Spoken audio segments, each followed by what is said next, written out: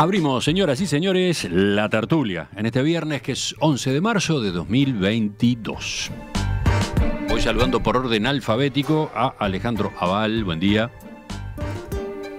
Buen día, Emiliano, Marcia, Gonzalo, Juan y la audiencia. Atención a la innovación, ¿eh? Hoy tenemos a Alejandro mate en mano. No es lo habitual. ¿No? Bueno, lo tengo, pero no lo muestro. Ahora bueno. Se me escapó y lo mostré, pero bueno. Marcia Collazo, buen día.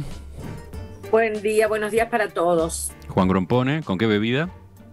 Bueno, con café. Café. Los viernes tomo café. Bueno, entonces buenos días para todos, incluyendo las ilustres golondrinas. Que nos deben estar escuchando. Y Gonzalo Pérez del Castillo, buen día. Muy buenos días. Un vasito de agua para compartir. Simplemente. Bueno, ya vamos al primero de nuestros temas. Hoy vamos a andar por temas internacionales y temas de acá. En la segunda parte venimos acá a Uruguay. La semana pasada, una amplia mayoría, 141 países, reclamó en la Asamblea General de Naciones Unidas que se pusiera fin a la invasión de Rusia a Ucrania. Sin embargo, como ustedes habrán notado, eso no sucedió. El secretario general, Antonio Guterres, reconoció que en esta guerra no se logró el objetivo para el que nacieron las Naciones Unidas, aunque declaró que se debe dar otra oportunidad a la paz. En tiempos de guerra en Europa, entonces, con la mayor crisis de refugiados desde la Segunda Guerra Mundial, vuelven a plantearse preguntas incómodas sobre la eficacia de esta institucionalidad que la humanidad se ha dado. A partir de esta situación, Juan proponía esta discusión. ¿Qué cambios habría que introducir en Naciones Unidas para mejorar el orden mundial? Pero lo dejo a él que haga el planteo. Sí, porque creo que es muy fácil criticar a las Naciones Unidas y también muy fácil defenderlas, como Gonzalo hace, pero creo que lo difícil es decir por qué se pueden, cómo se pueden mejorar, qué se puede hacer. Entonces yo proponía un poco como especulación, opiniones, vertir opiniones sobre cómo mejorar las Naciones Unidas. Y yo quiero introducir mis dos o tres grandes propuestas para las Naciones Unidas. La primera, como es obvio, se basa en los recursos materiales, en el dinero para poder trabajar. Hoy las Naciones Unidas disponen de unos 2 gigadólares por año, que es muy poco. Se financia con aportes de Estados Unidos, Japón, Alemania, Francia, el Reino Unido, China, y luego siguen. Lo dije en orden decreciente de los aportes. Entonces, mi primera propuesta es sobre la financiación de las Naciones Unidas. Y yo propongo, a título de ejemplo, que los países tengan una contribución del 1 por 10.000 del PIB de su país. Y de esta manera, como el mundo tiene un PIB de unos 80 teras, entonces se llegaría a unos 8 gigas. Es decir, se multiplicaría por 4 el dinero de las Naciones Unidas. De modo que esto le permitiría, por ejemplo, pagar un ejército, pagar cosas, pagar armaciones, hacer una cantidad de otras acciones que no hacen. De modo que sin recursos materiales las Naciones Unidas no pueden tener recursos de otro tipo. La paz se basa en acciones que cuestan. El segundo caso creo que, además, esto arreglaría otra cosa, que por ejemplo la injusticia terrible de que Japón y Alemania son los dos países después de Estados Unidos que aportan más, pero no pertenecen, ninguno de los dos, por ser perdedoras de la Segunda Guerra Mundial, no pertenecen al Comité de Seguridad, al Consejo de Seguridad. La segunda modificación que yo quiero hacer es modificar precisamente el Consejo de Seguridad. Hoy está integrado por 5 miembros permanentes con derecho a veto, que son los ganadores de la Segunda Guerra, y por 10 países más que rotan entre el resto del mundo. Yo lo que propondría es que el Consejo de Seguridad siguiera teniendo esta integración de 5 más 10, es decir, 5 fijos más 10 que rotan, pero los 5 más fijos que yo elegiría serían las 5 economías más grandes, es decir, nuevamente, es decir, elegir a través de las economías, lo cual haría que precisamente Japón y Alemania entrarían al Consejo de Seguridad Por ejemplo, Rusia, felizmente, saldría del Consejo de Seguridad. Nada menos. La siguiente conclusión es que eliminaría el derecho a veto. Es decir, el derecho a veto es un derecho feudal. Es decir, es inaceptable en el capitalismo. En un organismo que pretende ser democrático, el derecho a veto no debería existir. Es decir, creo que eso se debe eliminar. Bueno, entonces estas son algunas de las modificaciones que yo propongo y que, por supuesto, son opiniones personales mías. No quiero comprometer a nadie. Veo que Gonzalo fue tomando nota, ya hará sus comentarios cuando le toque el turno. Ahora voy a Alejandro y después a Marce. Bueno, yo no soy ningún experto en la Organización de las Naciones Unidas. Bueno, Juan Conozco tampoco. algo de la historia Juan tampoco. Claro. y cómo está organizado, pero realmente hay algunos datos que, sin embargo, son significativos. Ya tiene 80.000 o 90.000 funcionarios rentados las Naciones Unidas. No es poca cosa. Digo, no creo que sea tanto el tema del presupuesto. Tú dijiste, Juan, que pudiera tener un presupuesto para tener su propia milicia, que serían, bueno, no sé, una milicia de no patriotas, porque serían militares, ex militares de otros países, andás a ver qué. Pero no creo que eso funcione, porque por ahora está funcionando. A ver, la milicia propia está funcionando a través de los ejércitos que contribuyen a las misiones de Naciones Unidas, como el de Uruguay, por ejemplo, en el Congo. Y no haría nada más que sustituirse eso. Y ese tipo de ejércitos en misiones especiales de la ONU no han tenido mayores problemas como para que haya que sustituirlos. De manera que el tema económico me deja... Bueno, sí, pero por ejemplo, claro, vos estarás pensando, vamos a mandarlos a Kiev. Es inimaginable eso. Bueno, en fin, con cambiar los 5 del Consejo de Seguridad, sí, claro, no tiene mucho sentido que estén Francia e Inglaterra y no esté, por ejemplo, Japón o China. La verdad que son... No, China está. Tenés razón, China está, sí. China está, sí. Estaba Taiwán y después pasó a estar China continental. Pero, bueno, podría tener sentido, pero por supuesto que no lo van a aceptar, ¿no? Y Rusia no va a aceptar jamás salir.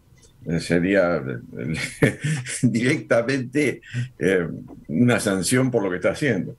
Y lo de eliminar el derecho al veto también tiene mucho sentido. En este momento, creo que las resoluciones que no son de procedimiento, sino las que tienen algo que ver con una importancia estratégica, se deben tomar por 9 de los 15 miembros del Consejo de Seguridad.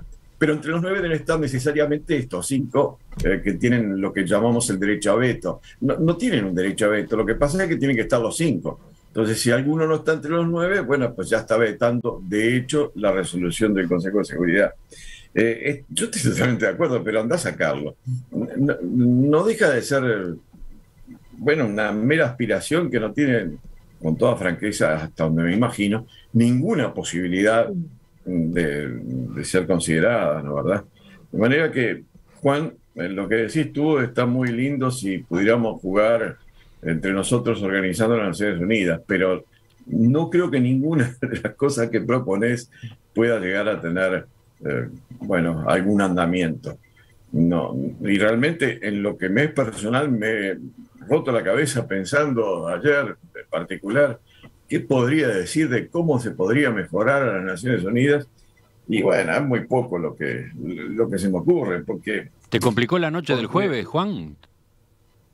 ¿Cómo? ¿Te complicó la noche del jueves? ¿Te desveló? No, fue durante el día, ¿viste? Cuando entre mate y mate me puse a pensar a ver qué podía decir para aportar al planteo de Juan. Y la verdad, Emiliano, es que no encuentro muchas posibilidades de nada. Me gustaría, bueno, por supuesto, ir a Marcia, pero sobre todo ir a Gonzalo, a ver qué dice Gonzalo de cómo se podría de verdad cambiar a las Naciones Unidas para que fueran más efectivas.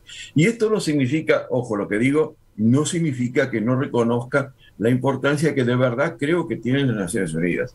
Si no existieran las Naciones Unidas sería mucho peor, aún con todas las deficiencias que, bueno, nos resultan notorios. Bueno, Gonzalo escucha con el ceño fruncido, consciente de la responsabilidad que le cabe en esta mesa, por el lugar en la rueda, sobre el final, respondiendo y eventualmente agregando sus propias ideas. Pero antes tiene que hablar Marce. Bueno, yo creo también que las Naciones Unidas, para mí es una evidencia directamente, ¿no? Que las Naciones Unidas son de una importancia enorme, trascendental, ¿eh? En la historia de Occidente, por lo menos, porque fraguarse se fraguó en Occidente, pero a su vez demoró demasiado en aparecer.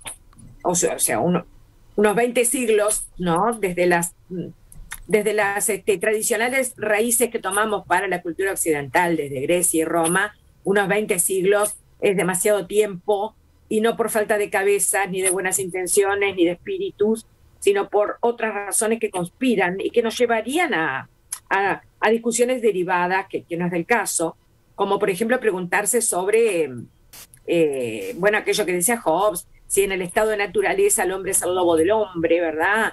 Y si en un pacto entre seres humanos verdaderamente podemos dejar de ser lobos unos de los otros, ¿no? La cosa es que en definitiva llegamos a una catarata de conflictos monstruosos que se resumen en las 2 guerras mundiales, y ahí sí, se prendieron todas las alarmas. Y sobre todo, recuerden las bombas, ¿no?, nucleares arrojadas sobre Hiroshima y Nagasaki. El mundo entero se dio cuenta, dijo, bueno, si no hacemos algo, acá la quedamos todos.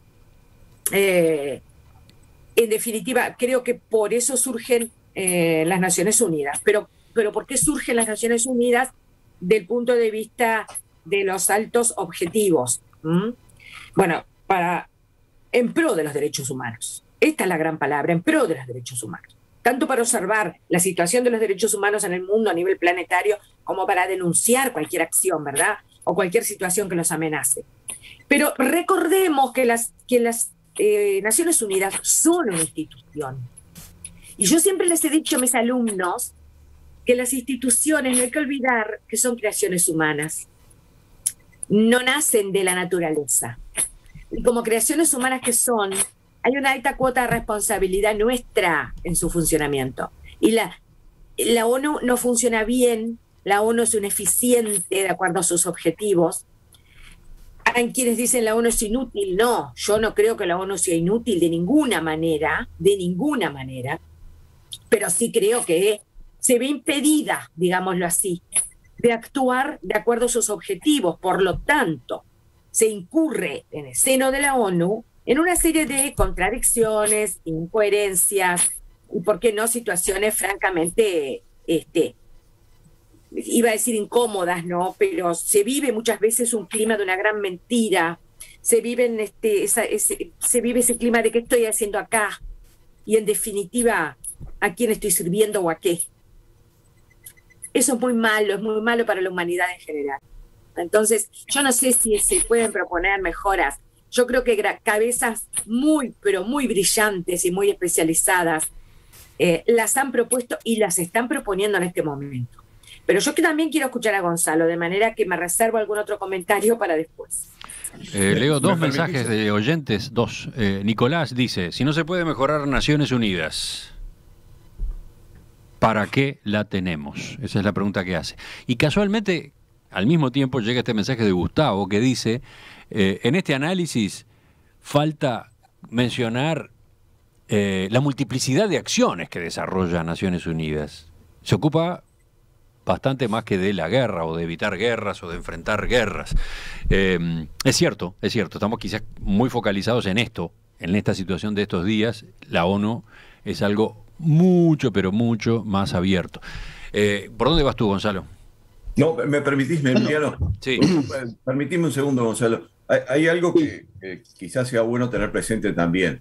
Es mucho mejor lo que está presentando las Naciones Unidas que lo que presentó su antecesora luego de la Primera Guerra Mundial, la Sociedad de Naciones. La Sociedad de Naciones fue, bueno, el preámbulo de lo que ahora es las Naciones Unidas, pero tuvo un fracaso que fue bastante estrepitoso. No quería dejar de mencionar eso porque creo que se aprendió bastante del fracaso de la Sociedad de Naciones y que sirvió para algo la experiencia que se tuvo antes de la Segunda Guerra Mundial con esa sociedad de naciones, que fue la predecesora clara de las Naciones Unidas de ahora. Gonzalo, ahora sí. Bueno, yo creo que es un análisis muy balanceado el que se ha hecho, muy cuerdo. Por supuesto, si yo empiezo a hablar de Naciones Unidas, puedo estar hablando hasta las 8 de la noche, pero de lo que se ha dicho yo estoy de acuerdo. Voy a tomar punto por punto. Primero lo de Juan de los recursos materiales. Es decir, por supuesto que sí, tiene toda la razón del mundo. Él dice 1 por 10.000, dijiste tú, del PIB. El presupuesto regular de las Naciones Unidas se calcula en base a la riqueza de los países y justamente sobre la base del PIB. Por eso es que 10 países financian prácticamente el 80% del presupuesto. No porque sean más generosos que los demás, sino porque simplemente tienen el 80% de la riqueza del mundo. Así que esa base que dice Juan ya existe. Lo que pasa es que es muy poco lo que se le da a Naciones Unidas. No se aplica, discúlpame, China no aporta en proporción a su PIB, de ninguna manera. No, bueno, yo sé que Estados Unidos no aporta, Estados Unidos debería aportar más de lo que aporta porque tiene un porcentaje más grande. Y entonces ahí se arman también revuelos políticos, pero la base es esa, la que vos decías, un porcentaje de la economía y es la quinta en aportar. Por eso, bueno, ahí hay negociaciones que los países mismos aceptan o no aceptan las condiciones y ponen sus argumentos, etc. De todas maneras, lo que está diciendo no es ninguna exageración, mismo si se cuatriplicara el presupuesto de la ONU. Porque el presupuesto en el año 2020 para la guerra fue 2 millones de dólares. Y la asistencia para el desarrollo, que es lo que la otra parte de Naciones Unidas, que alguno de ustedes ya mencionó, nunca llegó a 200.000 millones. Y de esos 200.000 millones, el 15% pasan por Naciones Unidas. El resto es bilateral. Alguna parte honesta, es decir, una verdadera ayuda. Otra es una apertura de mercados. Es decir, yo te vendo autos o te regalo autos o tractores o equipos de tal marca y capacito a tus trabajadores para que se especialicen en esta marca, y cuando mañana tenés que salir a comprarlos, me vas a comprar los míos porque son los que... Es decir, hay mucho de la cooperación bilateral que es comercial. Es decir, de todo ese monto de ayuda, solo un 15% pasa a través de Naciones Unidas. Entonces, sí habrá para mejorar en cuanto a los recursos de Naciones Unidas. Naciones Unidas, en comparación con lo que se mueve en el mundo, es una institución pobre. Ahora, con respecto al Consejo de Seguridad y el veto, yo quiero decirles una cosa. Las Naciones Unidas está organizada de una forma que es bastante equilibrada y que yo creo que ha funcionado muy bien. Al menos nos ha evitado una tercera guerra mundial hasta el momento. ¿Qué es? Que en la Asamblea General, cada país, no importa el tamaño que tenga o la riqueza que tenga, tiene un voto. Y entonces ahí vos captás qué es lo que el mundo está pensando. Pero las decisiones de la Asamblea General no son vinculantes. Pasa al Consejo de Seguridad, donde efectivamente hay 5 países que tienen, desde 1945, poder de veto. En realidad no lo es. Lo que es, alguien lo dijo bien, correcto también, lo que es que las resoluciones que se adoptan en el Consejo de Seguridad, que sí son vinculantes, tienen que tener mayoría, y entre esa mayoría tienen que estar los 5 miembros del Consejo de Seguridad, de los 5 miembros permanentes, perdón. Ahora, lo que propone Han, yo tengo una propuesta alterna, Juan, a ver si te interesa. Yo no creo que poner a los 5 países más ricos con derecho de veto aporte nada. Yo creo que lo que sí hay que llegar es a una solución en que el Consejo de Seguridad trabaje por consenso.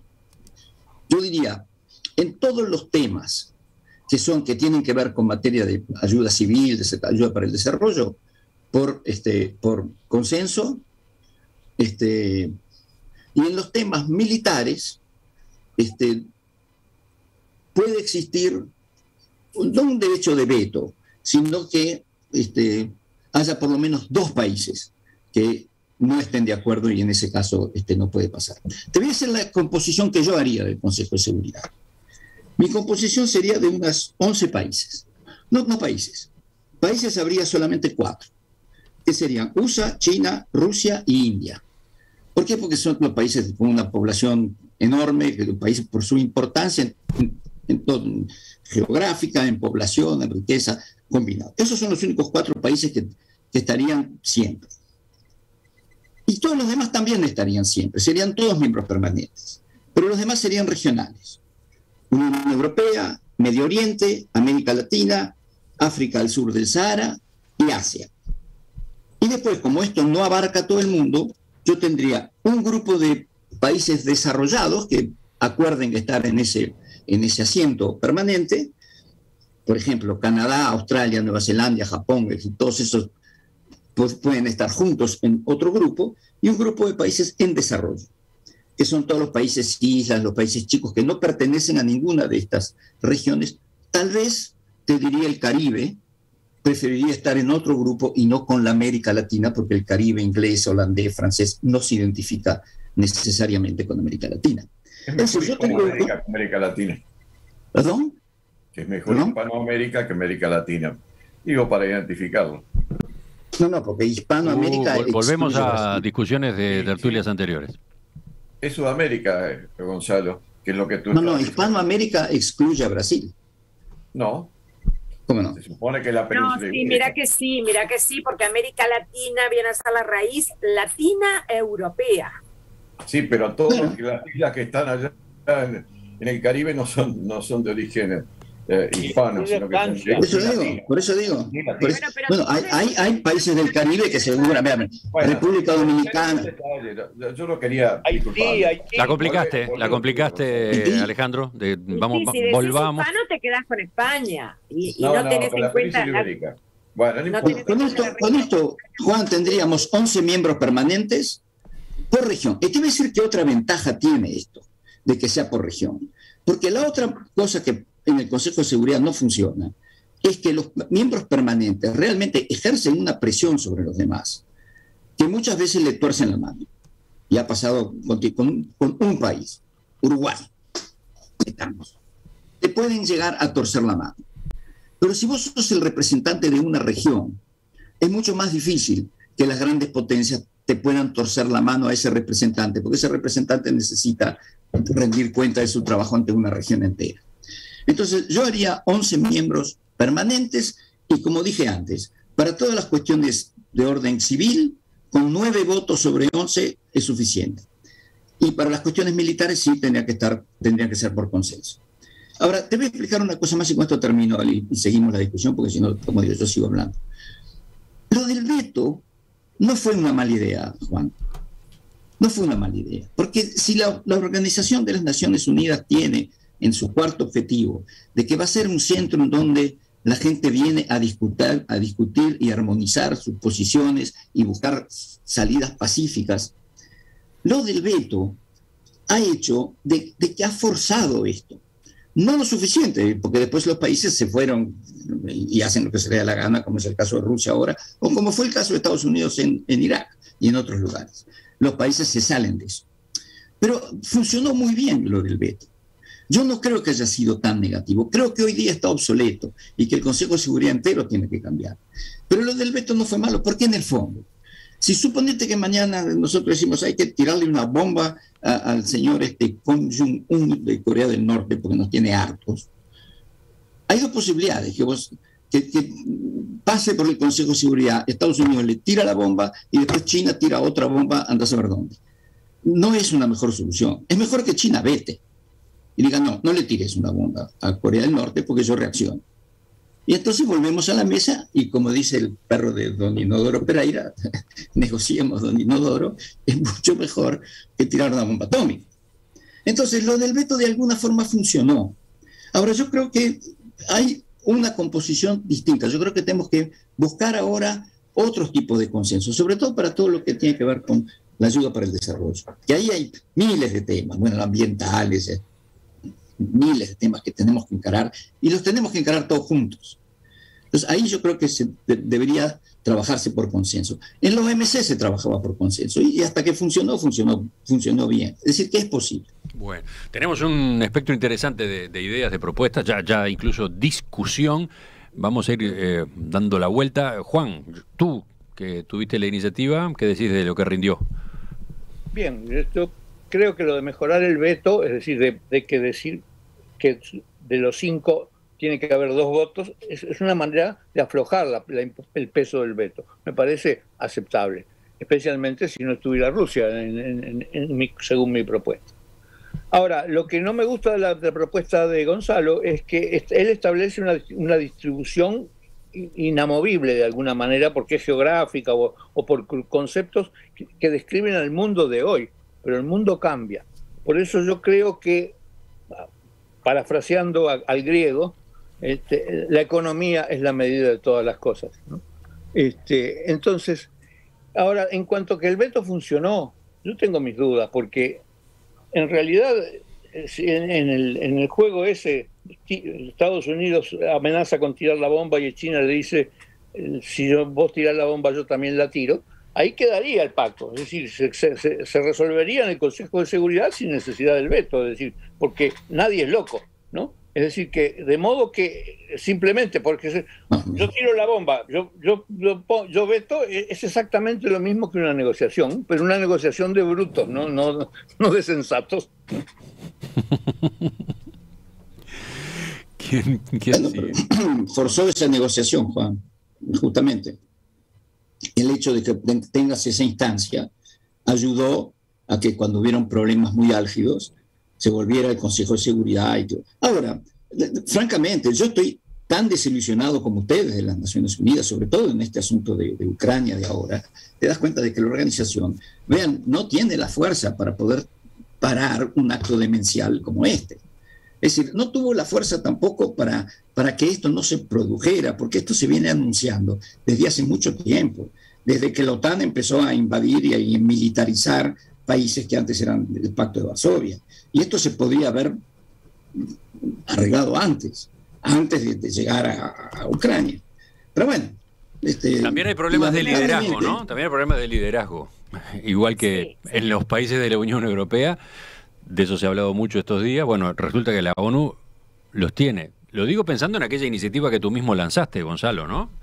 De lo que se podría haber hecho en este caso, ¿no? Con el secretario general Antonio Guterres tomándose un avión, bajando en la capital de Ucrania, colocándose allí y parando la guerra, o sea, poniéndose él mismo al frente, arriesgando la vida, por supuesto, con un equipo de funcionarios y diplomáticos, en una exhortación terminante a la negociación, en la búsqueda de una tregua, ¿no?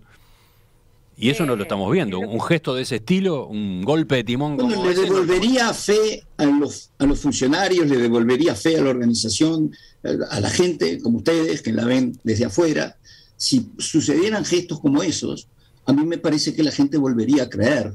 Porque atrás de todo esto, atrás de las Naciones Unidas, hay una idea. Marcia mencionaba los derechos humanos, pero yo ayer me estaba repasando el preámbulo de las Naciones Unidas. Y es de una belleza tal y de una clarividencia, escrito en 1945, que hoy día, si matemos a Naciones Unidas y creamos otra organización, tendríamos que escribir exactamente el mismo preámbulo, porque ahí están todos los valores que hacen a una humanidad mejor, con la excepción, concluí al final, de que no hay ninguna referencia a preservar la tierra, el aire, el agua, los mares, la ecología.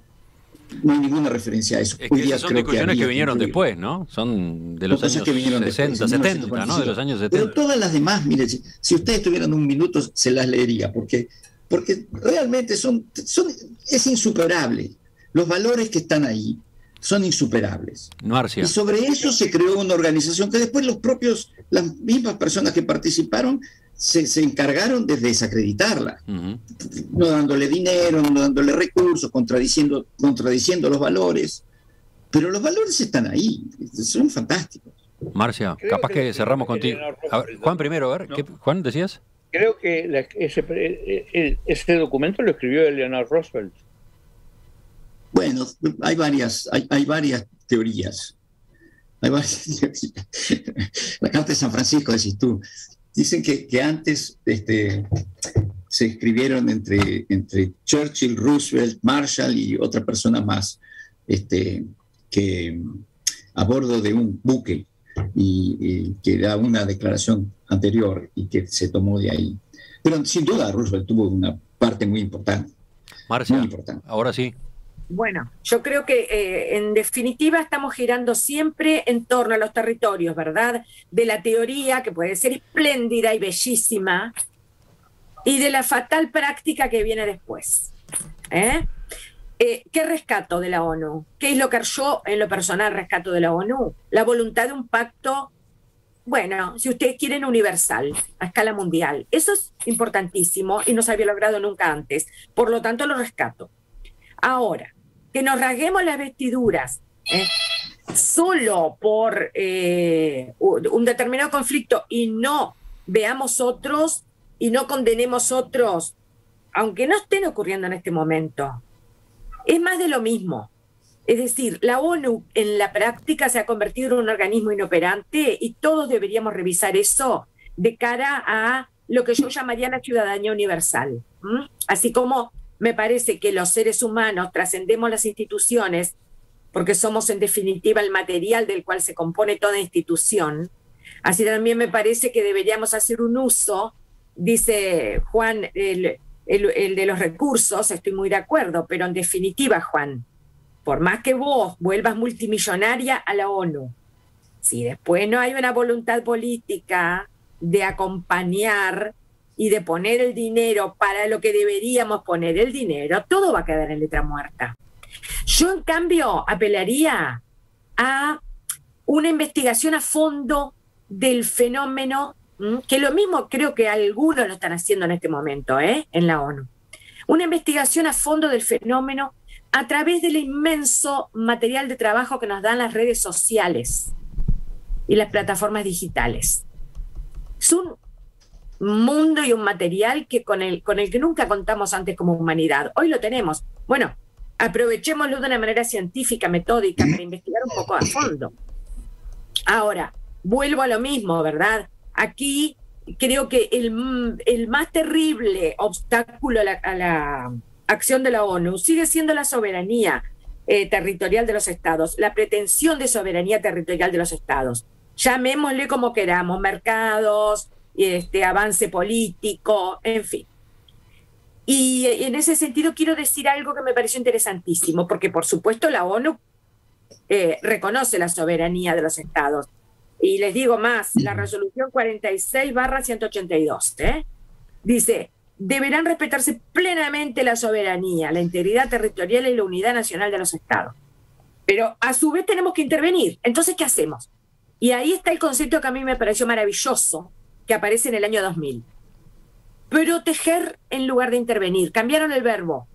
Pero no es un simple cambio de verbo, es un cambio de concepto.